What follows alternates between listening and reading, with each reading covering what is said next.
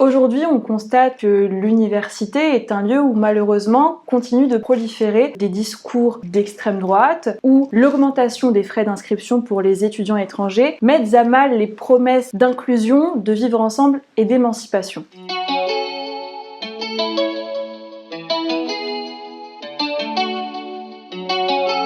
Je m'appelle Safia Aïtouarabi, j'ai 19 ans, je suis étudiante en L2 de sciences politiques à l'international à l'UPEC et je suis vice-présidente de SOS Racisme.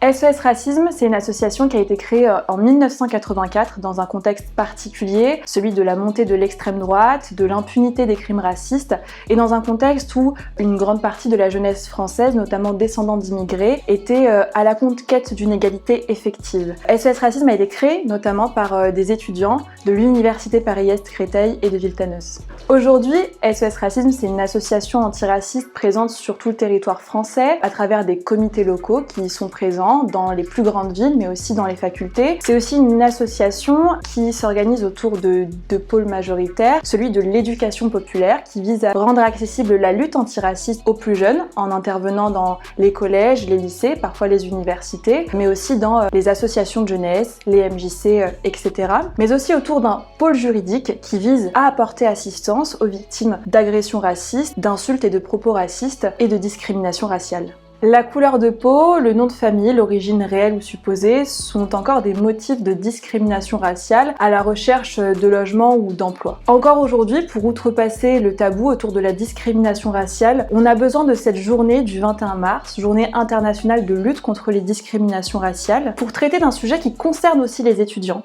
puisque dès la première recherche de stage, dès la première recherche de logement, la discrimination raciale peut aussi toucher les étudiants.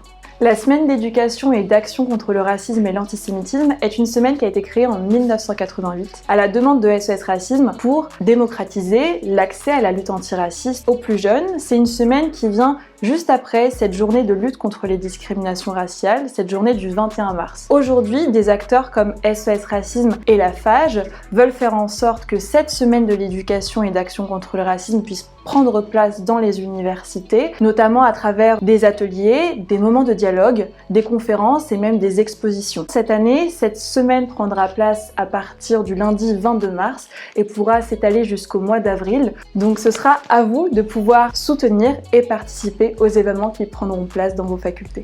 Parce que les victoires de la lutte antiraciste ont toujours été menées par les étudiants et les jeunes notamment. Il est primordial qu'aujourd'hui nous nous sentons concernés par ces victoires et celles à venir. Alors pour cela, engageons-nous, participons à ces événements, que ce soit à la FAGE ou à SOS Racisme, pour faire des universités aujourd'hui un lieu d'émancipation, de vivre ensemble et d'antiracisme.